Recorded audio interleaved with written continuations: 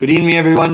Welcome to Community Conversations. I'm Dan McKee, Lieutenant Governor in Rhode Island, and every Wednesday night, 7 o'clock, we're here talking about issues that are front and center of importance in the state of Rhode Island, whether it was education and adoption last week, or we're talking about the racial issues, racial justice issues.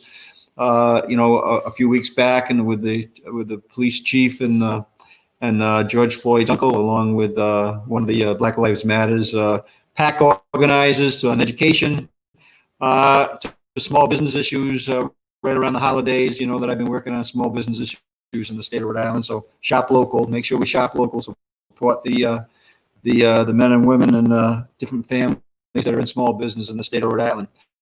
So 3 things I wanted to get to before we talk about the coalition of homelessness in Rhode Island, which is going to be our topic tonight, with their executive director, and we have a senior policy analyst on as well with Kristina and Caitlin, the executive director, along with some advocates, some homeless advocates that are advocating for activity and progress in terms of the issue, that important issue that we're facing here in the state and around the country. But in Rhode Island, we have a great coalition that is really working very hard to address current issues, and also planning on the future activity that was going to help the people who are homeless and help them get out of the homelessness. So 2 things. One is vaccine this week. This is something that is a bright light, and is something that we should be creating a high level of optimism on, as that we see that there's a path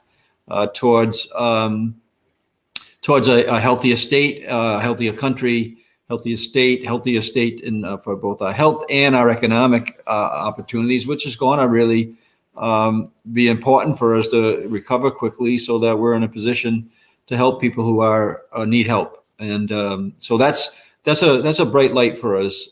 The other thing I've talked about every time that I've been on, and I'm going to continue to talk about it, and we're going to shift into this discussion, has to do with education and the value of education, and the fact that during this pandemic, our schools have been on virtual learning for almost a year, and they probably will get close to a year before it's over, or some sort of a hybrid.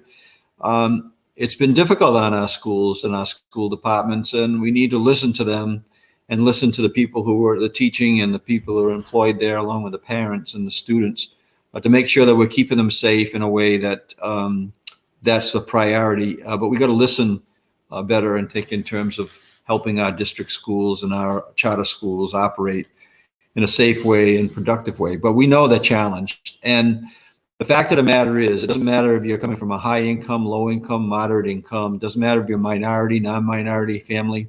It really doesn't matter if you're in a private school, a public school, a home charter school. Hundreds and hundreds of hours are being lost on learning time right now in the state of Rhode Island. And we should be really focused on a plan to make up those hours that are being lost. It's going to impact the economies of the families in Rhode Island. It's going to impact the future of the students that are currently in our schools, and it's going to impact overall the economic conditions decades down the line for the students that are in our schools right now. So I'm advocating, let's start putting our thinking hats on. As a mayor of the town of Cumberland, I was a mayor for 12 years. I opened up what was as a mayor's office for education, or a municipal education department, which operates 52 weeks out of the year, and it operates year round, daily, and it doesn't replace our school day, but it supplements it. And we're in a real spot right now where we need to be thinking creatively about how we're going to address this learning time loss that's happening right now as we speak. And one way we can do it is municipal education departments. We have been teaching young kids math and science and reading and art and music and debate and theater, all academic and driven programs in the town of Cumberland, and thousands of visits have happened since I started it in 2007. We were doing a pre-K before anybody was talking about a pre-K. And so we can do that. If we duplicate that around the state, we can customize what that municipal education department looks like to fit the need of the community. that's functioning, and we can really strategize collectively with our school districts, with the Department of Education, how we can help do the catch up that needs to be there and needs to happen. So, anyways, that's my 3 cents on education. Have you got any ideas about how you might want to get active in that conversation? It's not happening, and it needs to happen for many reasons. And one of the reasons we're going to talk about tonight, economy, earning power is in direct relationship to a person's education, and how they've been able to use their potential and reach that potential. And it does impact all our social issues in the state and in the country, but we're interested in Rhode Island. So anyways, David, could you bring on Caitlin and Kristina, along with Wendy and Wilma and Diamond, and let's bring them on board. We'll have a good conversation about the issues that people are dealing with in the state. Bring everybody up to date on what's happening, and in addition, what's going on to that's in the future to help contain and maintain contain the homelessness in the state. So Caitlin, welcome for being here, as well as Kristina, Wendy, and Wilma and Diamond. But let's start with you, Caitlin, as the executive director of the Coalition of Homeless. Introduce yourself, and then we'll get a little bit into what the coalition is doing under your leadership. Then I want to hear from Kristina and Wendy and Wilma and Diamond introduce themselves. And then we'll get into a good conversation about this very important topic. And thanks for your leadership. Caitlin, unmute yourself and away you go. All right. Thank you so much. Yeah. Thank you, Lieutenant Governor McKee, for having us on. As you introduced, I am Caitlin Frumerie, and I'm the executive director of the Rhode Island Coalition for the Homeless. And we're a nonprofit that does kind of a number of different things. We are advocating for solutions to end homelessness. That's one of the things we're doing here, and we're so grateful that you're dedicating time and energy to this really important issue. We also will do, kind of public awareness, communication stuff, in addition to really trying to transform our homeless system and make sure that Rhode Islanders in need without a home or facing the loss of their home have the resources and supports that they need so they're not in that circumstance. And so that looks like, us helping, track data and understanding what's happening in our system. That looks like operating our coordinated entry system, and specifically that's a hotline and a help center that we operate 365 days a year, where persons in crisis can call and actually be referred to shelter, housing, other services, and that's open every day until 9 p.m. We actually have call center agents on right now working, and I can tell you that today alone we had 254 Rhode Islanders reach out looking for help and housing. And imagine in the snowstorm that we're in, not having a place to go. You're already worried about COVID and everything else. And at the end of the day, you need a house, you need a home to be in.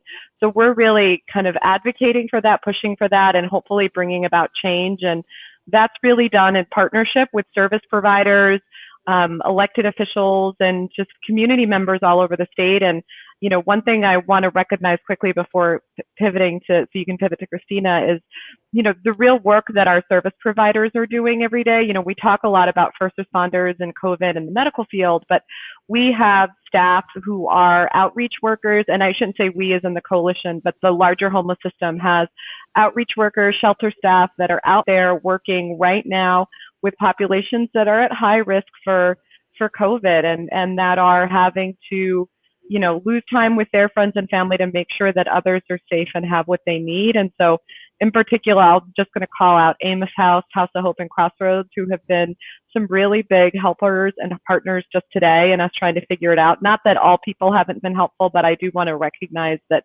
this work is really done by a community, and we're so grateful to have them. Yeah, well, Caitlin, we're going to get into, I was reviewing your executive director's report as recently as October 2020. I don't know how you had a breakfast. I'm going to hear about how you did that virtually or whatever, but I want to get into some of the data here that I think is very important, that you've put forward a really great report, I think, to really nail down some of the issues that we're dealing with currently with the COVID currently in terms of like the, that was here before COVID, and then some of your strategies to real good positive strategies to address this issue. Kristina, please introduce yourself as a part of this staff, part of this team, right? Part of this coalition team. Tell us a little bit about yourself and a little bit about the role that you play in the coalition. Thank you so much, Lieutenant Governor. Thanks for inviting us to have this conversation with you tonight. This is such an important one to be having. I mean, COVID has not been the great equalizer. It's been the great exacerbator. It's made so many things worse. And I think that comes through in a very horrible and terrifying and violent way when you're talking about access to housing. So the coalition has we have a really engaged and really robust policy arm. And we do that kind of work because we know in order for us to prevent and end homelessness, ultimately, which is our mission and our vision, we need to see systemic change happen. There are policies that have been in place like pillars for centuries, policies that are inherently racist, policies that are classist, policies that are homophobic, transphobic, policies that discriminate and marginalize. And those have crashed head on with policies that have done the opposite of what we need to do in Rhode Island, which is build more housing. We're the only state in the Northeast that does not have a dedicated line item specifically to fund affordable housing, or housing construction in general. So in order for us to achieve these changes, we know that we need to advocate to policymakers like yourself, who are the ones impacting these laws that are dictating how our systems are run, and then ultimately how folks are able to get help. And so to that, we have some really great, exciting news today with the General Assembly, or I should say the House of Representatives, passing the budget. Within that budget contained a bond package, and within that bond package was $65 million, a $65 million bond for housing infrastructure and community revitalization. And this is so incredibly important, and I'm so grateful to the General Assembly for approving this, because without this kind of an investment, our per capita spending in affordable housing construction drops to less than $5 per capita. And if you look around in New England, Massachusetts is spending over $100, Connecticut's spending about $100 per capita. Even Maine is spending $26, Vermont spending $70. We are so far behind in terms of having a supply that keeps up with the demand. And this is these implications are really severe, not only for the well-being and safety of our fellow Rhode Islanders, because we believe that everyone has the right to safe, secure, affordable housing, but look at the economic implications. If a company wants to move here and says, I want to bring 1,000 jobs to Rhode Island that will pay between $30,000 and $50,000 a year, do we have the housing stock to meet that kind of an investment?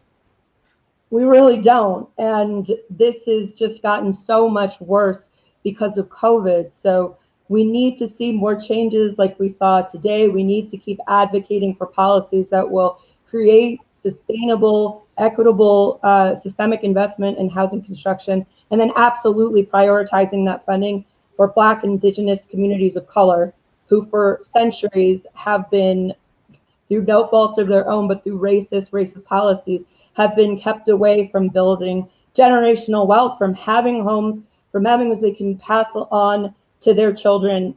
Excuse me. We need to make up for that injustice in our policies in a real, authentic way, not just by putting equity and inclusion on a slide deck, right? We need to keep fighting for these, and we need to keep fighting for policies that will remove barriers to housing, like, for example, discrimination in housing based on source of income, meaning how you're going to be paying legally.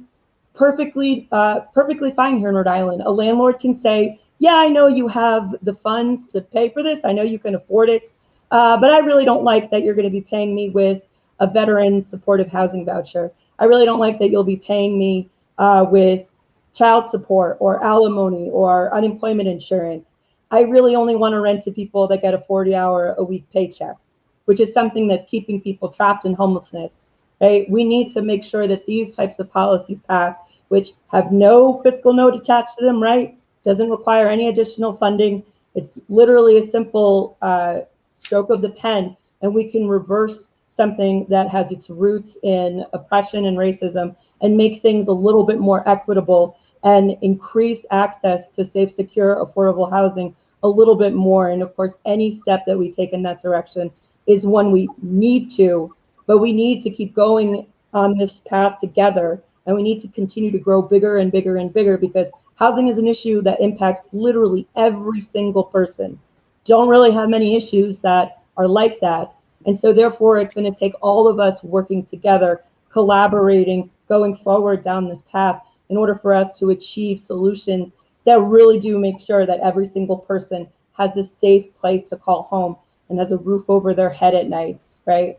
So thanks for letting me talk a little bit about our policy work. But well, I can see why you're one of the strong advocates, Kristina. That's very well said, and we're going to use this hour or so to follow up on some of the things you talked about and talk about the immediate issues that you referred to in terms of like the pre-COVID, and also that COVID kind of put a magnifying glass on, and then also let's talk. I would love to talk about the ongoing solutions, the ongoing strategies that I think are very complicated, but I think they need to really be discussed in depth. So thanks so much for giving us that overview. I want to talk to Wendy over here. Wendy, hello. Are you on? I think you're on. Wendy, can you hear me? I was gone for a minute, but I'm back. You're right. That's right. We can't keep you away. That's why we want to make sure you're on and we can hear you. Give us a little overview of, as an advocate for the homelessness, your background and why you're doing it. And then I really want to talk a little bit about the speakers program that I've been reading about. I saw a cable TV broadcast that you were on with others, talking about Voices for Homelessness Speaker Bureau. But tell us a little bit about your background and why you feel so strongly that you want to be an advocate for the work that both Caitlin and Kristina just outlined for us.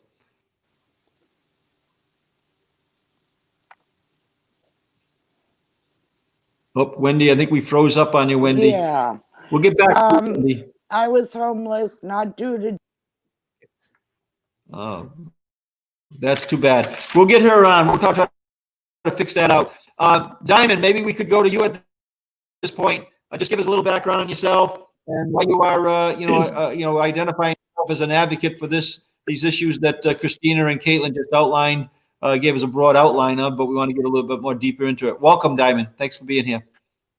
Welcome, everybody. Good evening. I just want to say before I start tonight, I just need everybody, to say a prayer tonight for the people that are sleeping outside that, don't have sustainable housing right now, because I just came in about a half an hour ago. It's brick cold out there. My heart is bleeding, I've been in the system all my life. I was homeless for 10 years in Providence, with no fault of my own. I wasn't at that, I guess, right stage where I was ready to make a change in my life. And I got lucky and got a voucher. In 2015, 16, I got a voucher, and they basically told me that either I had to sign out of the hospital and go, or just not have my voucher and still continue to be homeless. I chose to sign myself out, and I've now been housed from Central Falls to Pawtucket. I'm blessed to be off the streets right now. This is my life right now. This is anything to do with homelessness and advocacy towards homelessness for anybody. It's very important to me, because I was an underdog when I was homeless. I was the one that everybody said I would never get housed and I would never get change done. This has been a ride like I don't think any homeless person could ever imagine. I've been to different states doing this. I just met Gina Raimondo last Friday and almost had a heart attack when I met her.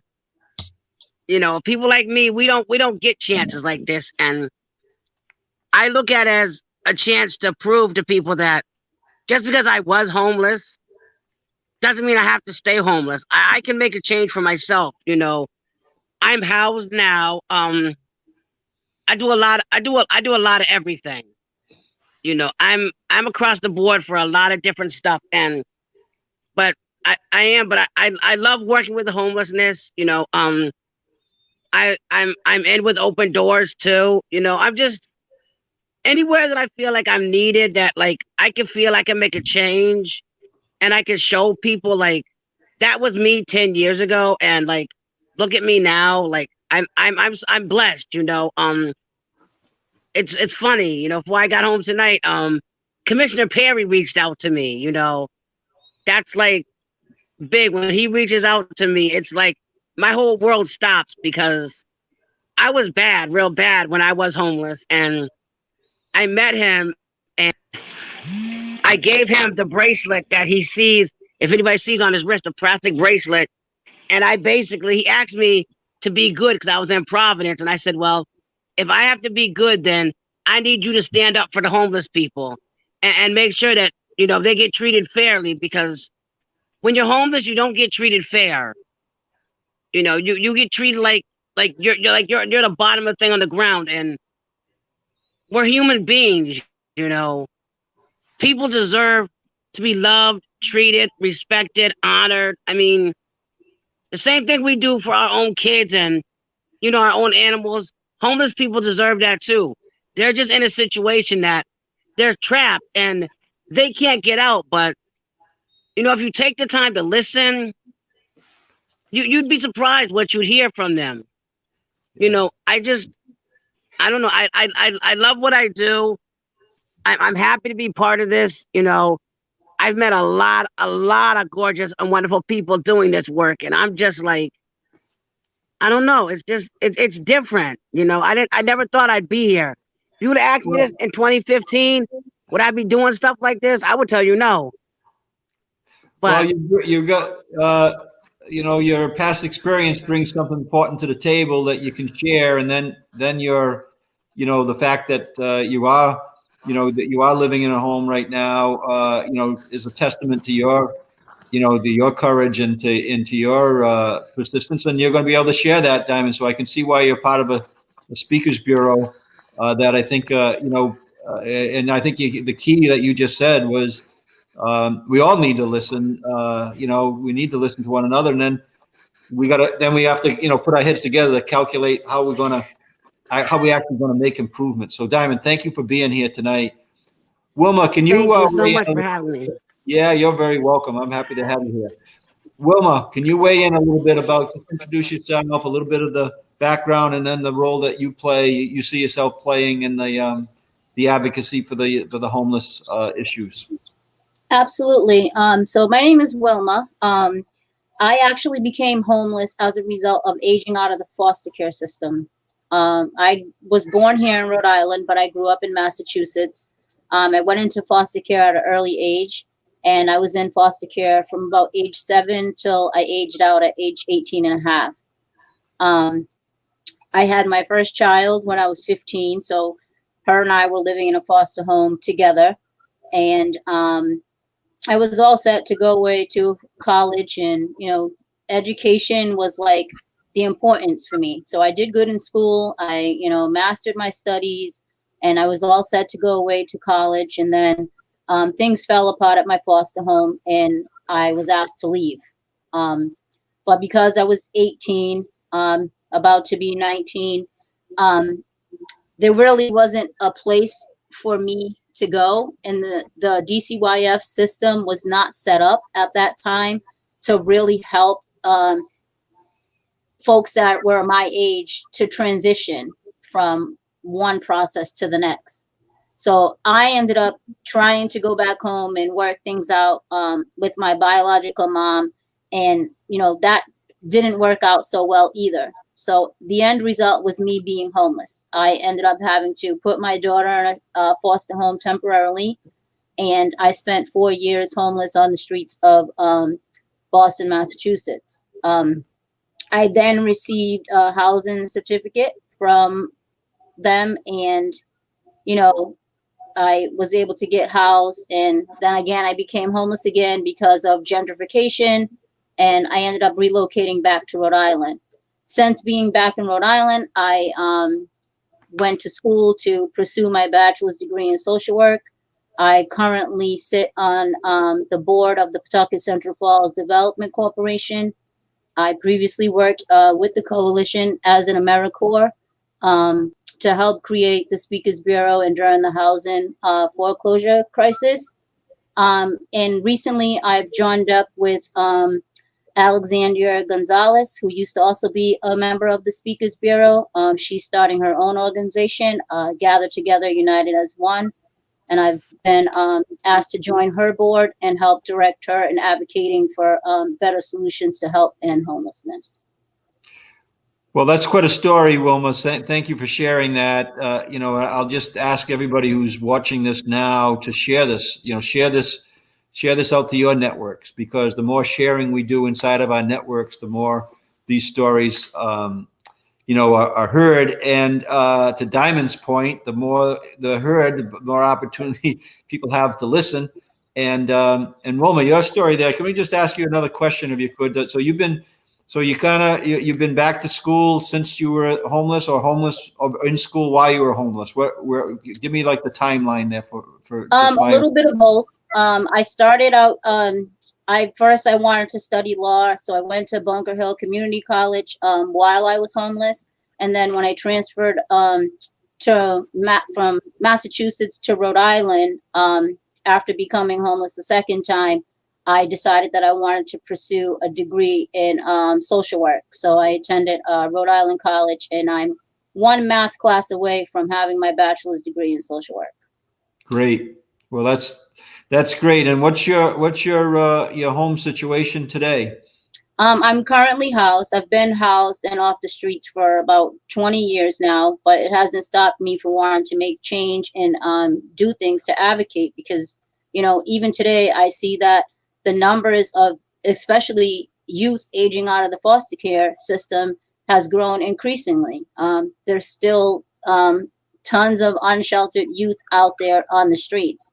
I mean, even tonight with the cold weather, as I was saying, Gather Together, United as One is an organization starting by Alexandria Gonzalez.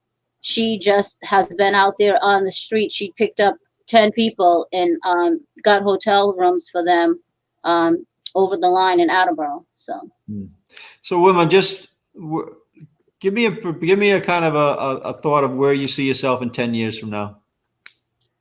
In 10 years from now, I hope to have my own supportive housing program, transitional housing program for youth aging out of the system. And I hope to be, on the front lines doing more to help end this homelessness. Hopefully homelessness is not even, in existence 10 years from now. Hopefully we can combat that. And I hope to be one of the people leading that charge. Yeah. And I would imagine with your degree, your income's going to be, rising rather than falling. I'm sure that's part of your plan, right?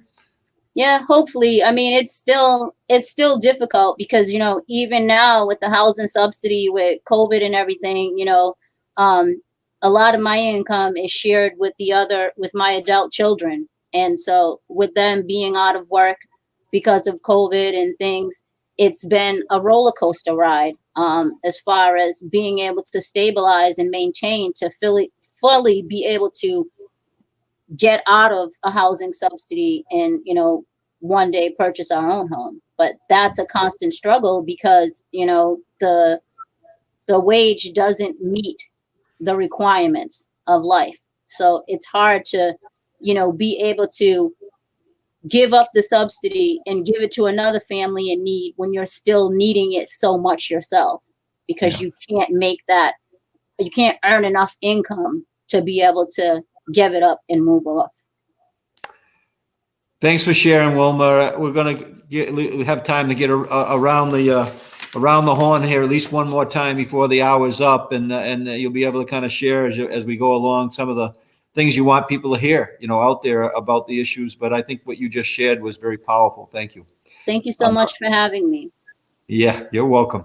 Wendy, I think we got your back. You know, I'll tell you one thing: if we don't connect in with you tonight, we're going to bring you back for sure and make sure you get connected in. How are we doing right now, Wendy? Can you hear me?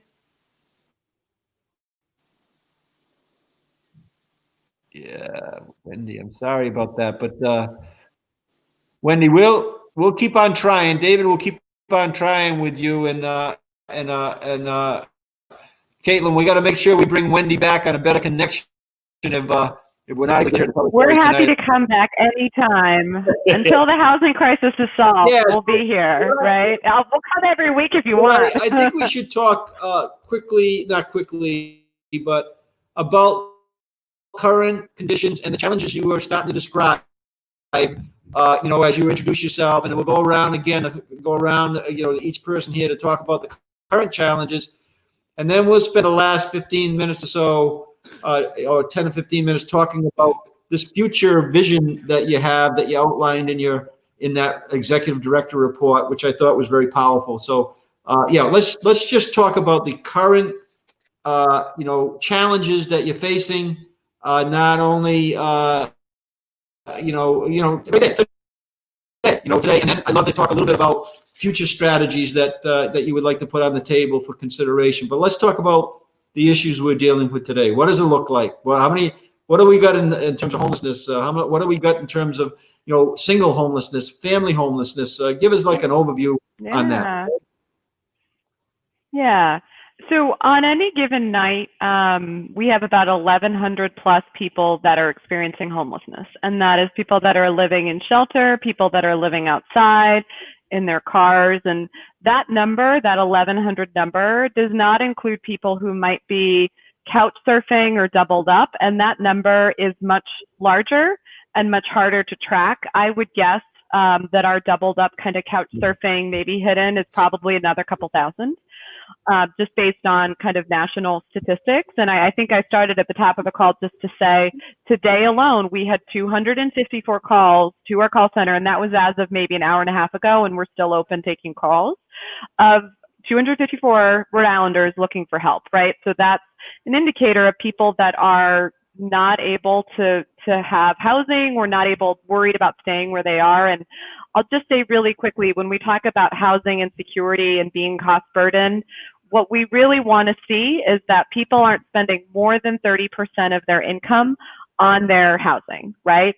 So if you only make $700 or $1,000 a month, affording the average apartment in Rhode Island, 2-bedroom, it's like $1,600 a month. So there's not, the wages aren't matching what rent is, and rent is increasing, and we're not seeing that same side on kind of the income. So that's, at its base, is an economics game where there just isn't enough resources for people to pay their rent.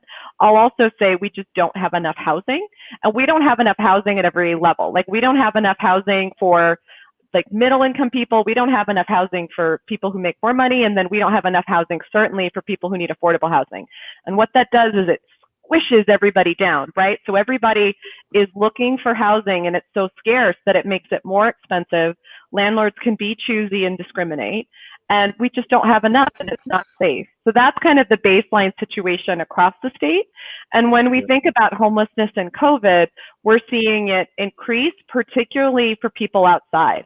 So that 1,100 number is based on a count that we did in January. And at that time, I think out of that 1,100, we had maybe 120-ish that were staying outdoors.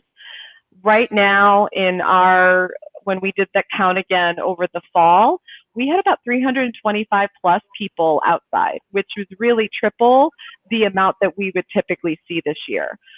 So we're just seeing a lot of people impacted by the economy, impacted by COVID, or just, not able to maybe stay with family or friends because maybe their family is elderly and they don't want to risk infecting.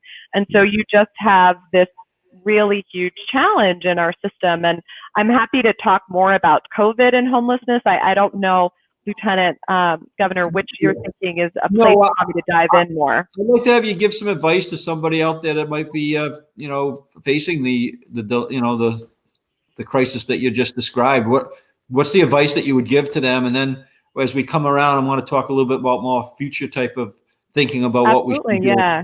What's your advice to somebody who's facing that? And I just as a backdrop, I certainly didn't get into the same spots that Wilma or Diamond were in terms of the kids that I coach, but kids that I coach, we're doing that coach hopping, and the families were doing the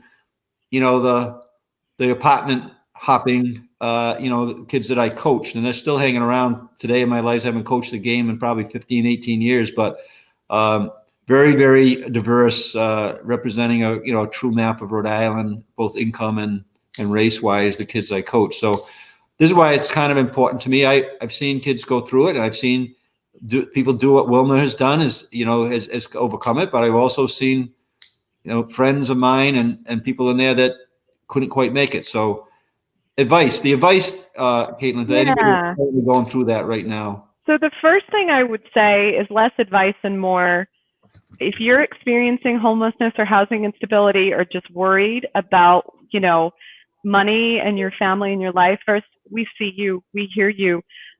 We want you to know that you have worth no matter where you live, how much money you make, what color your skin, your religion, your creed, you have worth, right? Your housing status or lack thereof is not an indicator of your worth as a person. So first, just say, we love you, we appreciate you, we're here to help, and don't let the situation you find yourself in beat you down, because I think it's so hard to navigate this pandemic world and poverty that it really ends up being deflating. Like, you start to associate the situation you're in with your value as a person. And I just want to start by just acknowledging that that isn't the case, right? That everybody has something to offer, and just by being a human on this earth is worthy of love and all good things.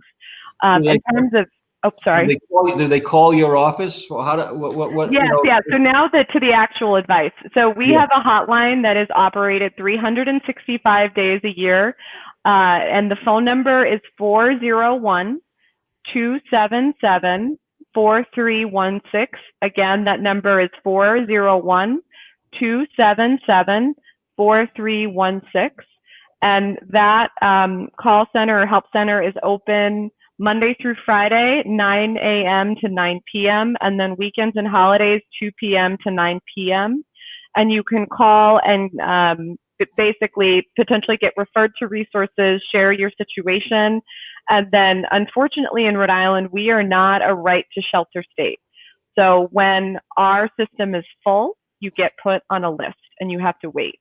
And that is something we need to change. And I'm hoping Lieutenant Governor and the General Assembly, we can change. But the hotline I described is the best place to call and get your name on that list, or potentially, if there is spots available, be able to be triaged into a shelter. So for tonight, we do have shelter spaces available around the state. So calling that number can help connect the individual or the family to the resource that might be able to help them.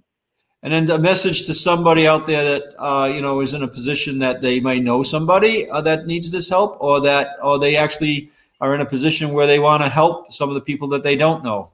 What's the advice there? Yeah, well, anybody can call that number, and I'll say we do have agents that speak Spanish, Haitian Creole, and Portuguese, and are working on other languages through a language line. So regardless of what language you speak, we'll try to support you.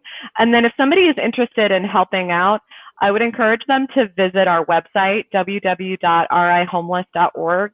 We've got a lot of information there, both on just where to get help in terms of locations of resources, meal sites. We have a pandemic like COVID-19 page that's got a bunch of information, but you can also see our calls to action there, right? The things that we need, whether it's coats when we did our coat drive with the Senate, with some members of the General Assembly recently, or it's donating a mask or donating resources, or in a lot of ways, the people that are doing the work in the front lines are those out in, Crossroads, Amos House, the providers. And so there are links there to direct you to be able to financially donate or drop off resources. So really, it's a hub for a lot of different information. And you can also sign up for our email list, see our social media. So it's really a nice one-stop shop there. Thanks, Caitlin. That was good. Kristina, just give us a kind of the boots on the ground, what it looks like right now to you in terms of, what you've been addressing, over the last several months, but also as we enter into the, the holiday season and New Year's. Just tell us, kind of give us a snapshot of where we are today, and then we'll get back to, on some of the things you've already put on the table about, future type strategies that need to happen in the, through your experience that need to happen. Absolutely. I think I can sum it up in one sentence, and that is, if this is important to you, talk to your elected officials. Tell them that you want them to be champions in ending and preventing homelessness. Tell them that you want them to prioritize housing construction and prioritize removing barriers to housing, because this has been a very challenging year to try to get policy passed, right? The General Assembly was out for a good majority of the year. Congress, same. And yes, I know there are lots of memes that have been shared and lots of criticism that's been levied, but we've had to be away, because when we're together, we can pass COVID to one another, and it's literally a matter of life and death. But be that as it may, the wheels of government don't stop. Democracy doesn't stop. Those legislators never stopped legislating. So we need to make sure that they continue to hear our message. Because, Lieutenant Governor, you know better than anybody on this panel how much needs to be done in the state of Rhode Island from a governing perspective. There's housing, there's education, there's economic development, there is the environment, there is infrastructure, there are all of these different very important pieces.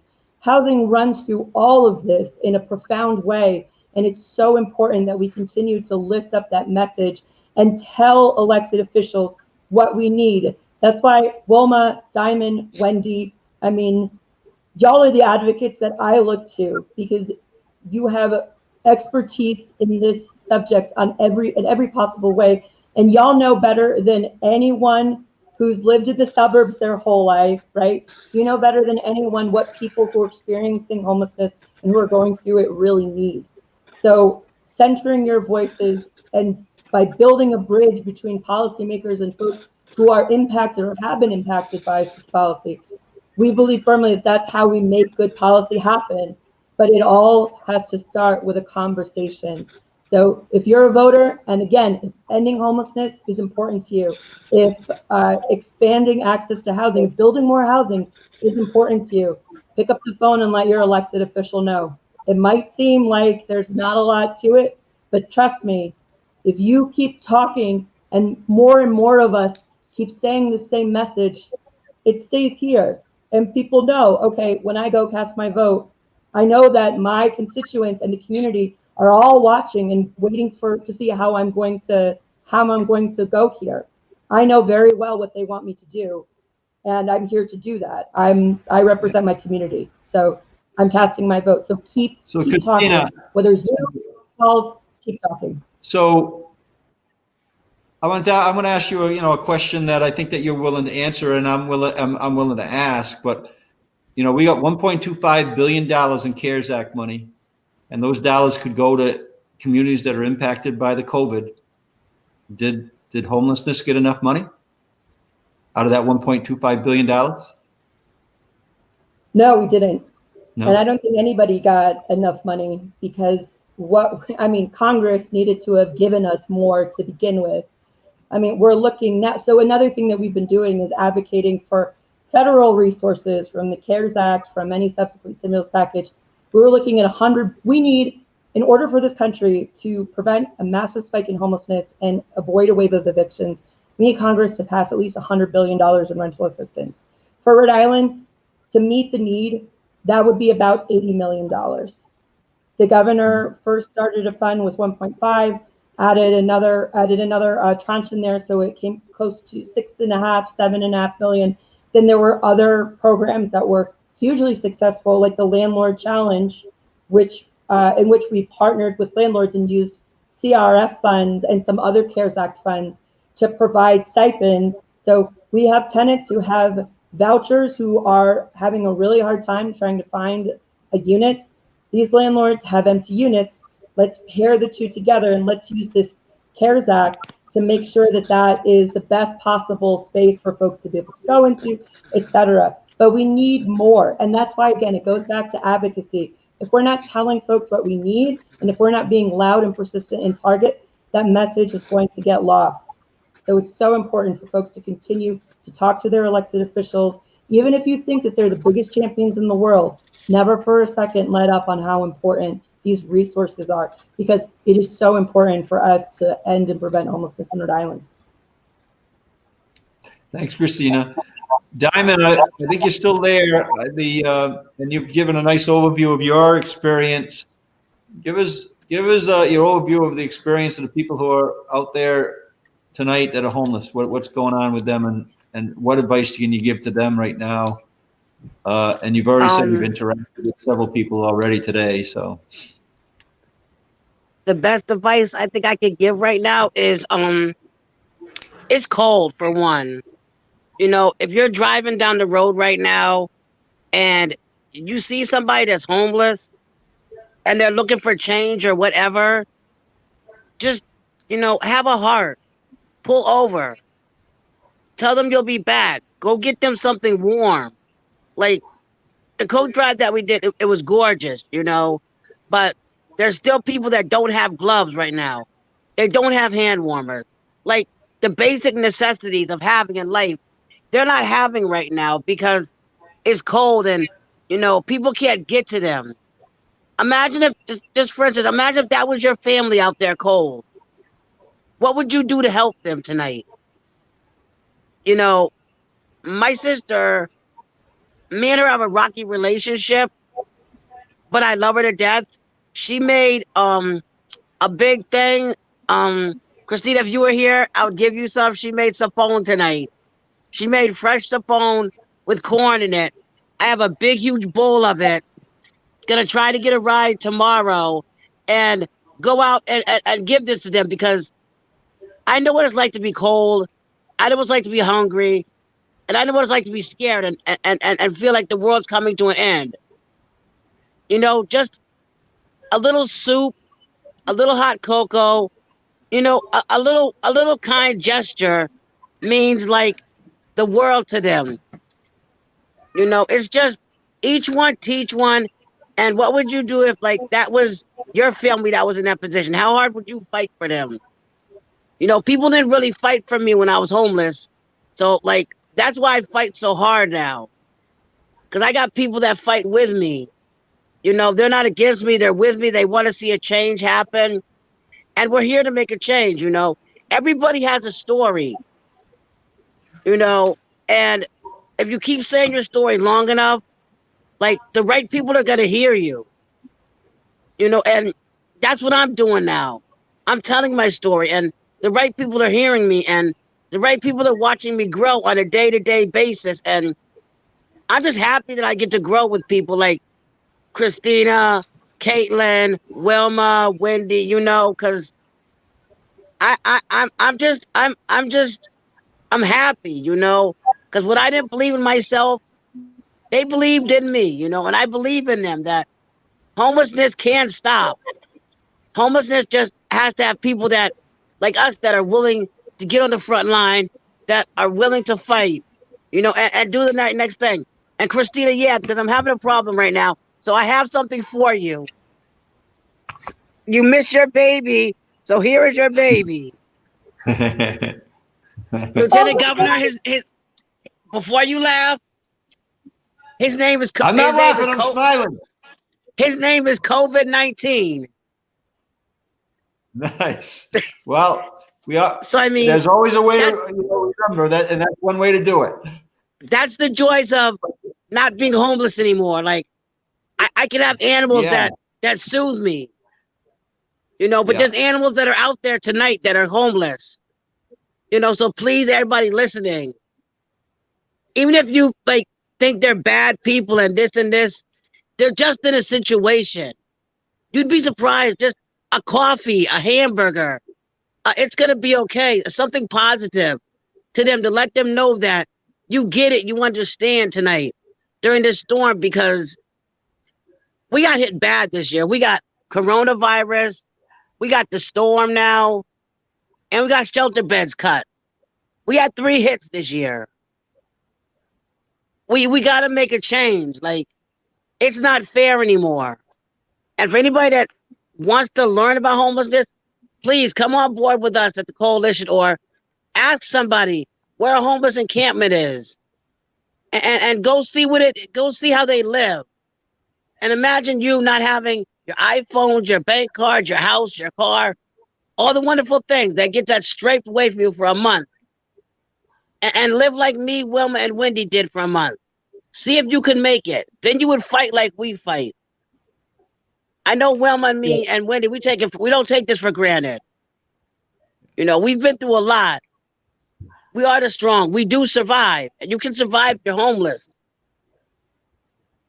Well, Diamond, thank you for sharing that. I think that it's great advice that if you're able to, have a positive interaction with somebody the way you said and show some kindness.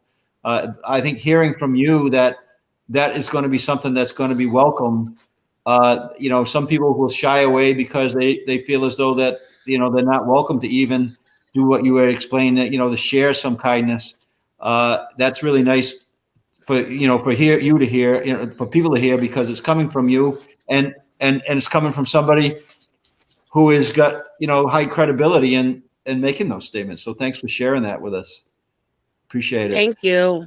Yes. Wilma, just kind of share a little bit what's happening on the street right now based on your experience, and share that with us, because I think that that's one of the things that people need to hear is, that you've moved in a very positive direction, and we expect that you're going to keep on moving in that direction. But there are others right now that where you were 5 years ago. So tell us what that looks like. Yeah, absolutely. I mean, right now, as I said, one of the people that I've been working with a lot these past couple of weeks is Alex Gonzalez from Gather Together United as One. She's been out there. Her and I have been in contact all day. She's been out there. Today, she picked up a total of 9 people from Division Street and Taft Street here in Pawtucket, and housed them in hotels for the night. Her and I are also planning to go out on Saturday. We'll be downtown Pawtucket at the bus terminal, handing out stockings with hand warmers, toiletries, hot cocoa, and soup. That was something that we've been working on the past couple of months. We've had it planned for a while. And now with the snowstorm coming, it's even more necessary and needed. I've been working tremendously as a board member with the Pawtucket Central Falls Development Corporation to make sure low-income housing and, all types of housing, not just low-income housing, but, affordable housing is being built throughout Pawtucket and Central Falls, and hopefully to expand in other areas of Rhode Island. As Kristina said, the problem is not being addressed the way that it should be. We have policies in place that make it impossible for people to get housed and stay housed. We have funding that's, not being used appropriately, and those are the things that need to change. Those are the things that are going to make a difference. What people need to understand is that people don't wake up and say, oh, I'm going to be homeless today, or I'm going to be homeless tomorrow. You don't know how it can happen to you. And I know that Wendy didn't get a chance to share her story, but, she was burned out of her house 3 different times. That's how she became homeless. So it's not something that people should be afraid of, because it can happen to anybody. I never thought that it was going to happen to me, and it did. I used to be a naive teenager making fun of homeless people, not understanding it. So that's one of the reasons why I am involved with the coalition, because no one educated me about the realities of homelessness. So if I can take my testimony and my story and educate people about it, that's what I'm going to do. And, I would say, you know, like Diamond said, don't be afraid to approach people. You know, people are out there on the streets. They're cold. You know, I recall sleeping outside in the dead of winter myself. It's not pretty. It's not. And it's not something that anybody should ever have to do. We need to change the idea that homelessness is a problem that can be fixed. It is. And the way to fix it is to look at housing as a basic human right and not a need. It's a basic human right. Everyone should have housing. Wilma, thank you for sharing that. We'll get Wendy on because we're going to run out of time here, and we're going to have to come back and talk about, you know, the future strategies. But Caitlin, why don't you just, you know, we'll spend a couple minutes. I know you have some very interesting things in the report here that speak to a lot of the data, and I think we've got a pretty clear picture. There's a need, and there needs to be solutions to the need. So just give us a little overview of what you think in future. You know, you talked about some good things that happened this year in that report. You know, with the Medicaid and other things like that. And I know that you know, as Kristina said, that, you know, there's the idea of a ballot question that are going to be out there that's going to, you know, make a big impact as well. But just give us a little overview of what you see the future looks like in a positive way of how you address this issue that you're so passionate about. Absolutely. So I'll start by acknowledging some good stuff that's happened recently. So we've been advocating for the state to invest in more emergency housing, and that's something that we've been successful in. So I'm really grateful that state of Rhode Island and Commerce has invested funds into the homeless system, and we're bringing hotels and other emergency housing opportunities online. And so that's what has allowed us to move a number of people in, different individuals than whom Wilma had mentioned, but basically have been moving in people into different hotels around the state, including families and others in preparation for this. So we're really grateful for the state of Rhode Island and Commerce for making that happen. Certainly it's not enough, but it is a big step to have some of those resources become available. In addition, as you mentioned, we are able now to have service providers bill Medicaid for some case management, which provides an opportunity to kind of just diversify funding and have more resources coming in. And we're also excited to see some youth-specific resources coming into the state from the federal government as well. So there will be programs coming online for kind of runaway and homeless youth that our state has typically not gotten in the past.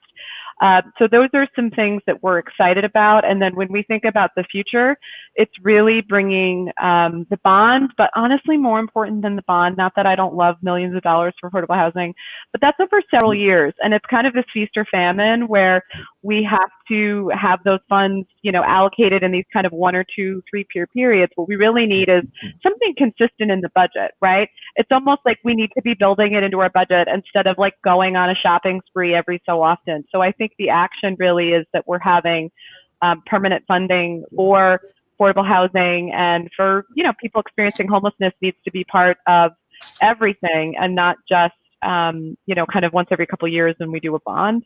So I think for us, it's really how do we create more affordable housing and just partner. I mean, I think show me somebody who's experienced homelessness, I will show you a system that has failed them, whether we're talking about child protective services, corrections, discrimination. So I think really we're just about trying to partner and raise awareness as much as we can, because the only way that we're going to make a difference is by working together and really, you know, step by step and just kind of doggedly pursuing stuff, which is why I'm so excited to be surrounded by these lovely ladies who are definitely representatives of dogged pursuit of solutions.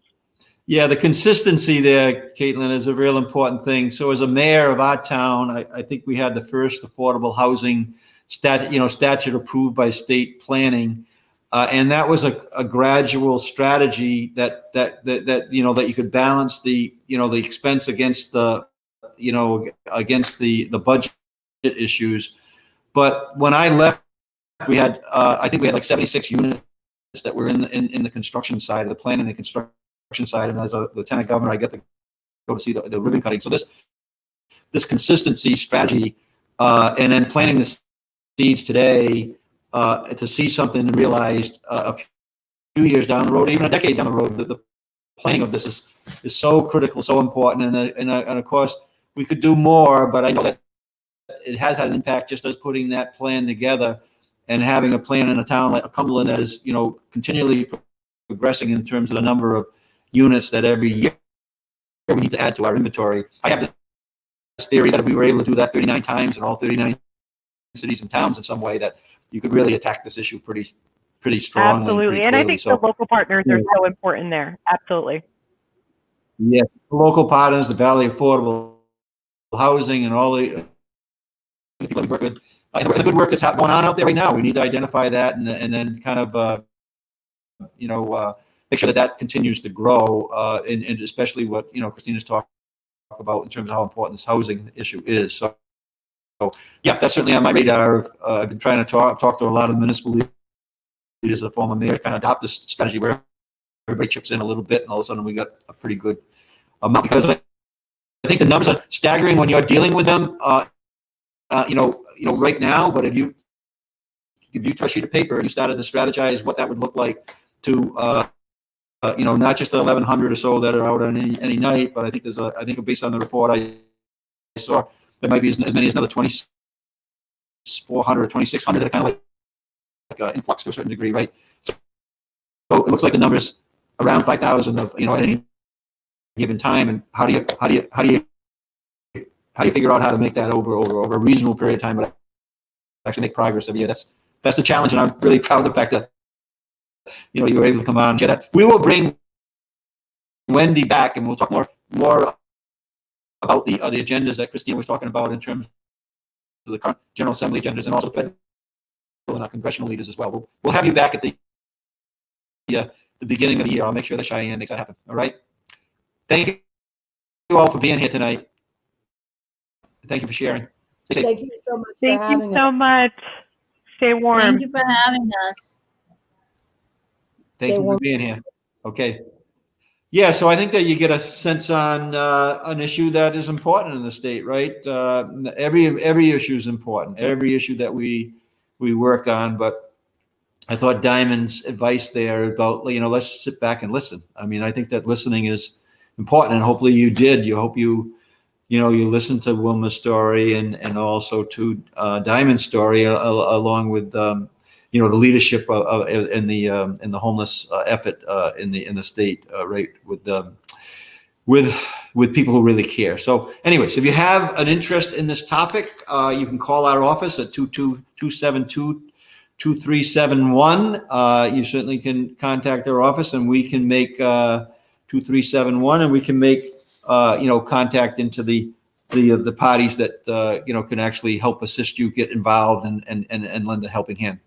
So until we'll have a Tuesday town hall on the small business, we'll be back here next week with the Community Angels, a group that I've worked with for the last several years, that is involved with activity year round, but they get involved in a toy and coat and warm clothing drive every year. And if you're interested in participating in that, the 19th is our day where we're going to distribute to many, many families that need that assistance. And let's put a toy under the tree. Let's put a tree in some of these homes as well, which we do. So call our office if you want to get involved in any of these great opportunities that we have to share and to improve our state of Rhode Island, because that's what it does. You help one person, is to improve the state of Rhode Island. So thank you all for being here. Stay healthy, and we'll be talking next week.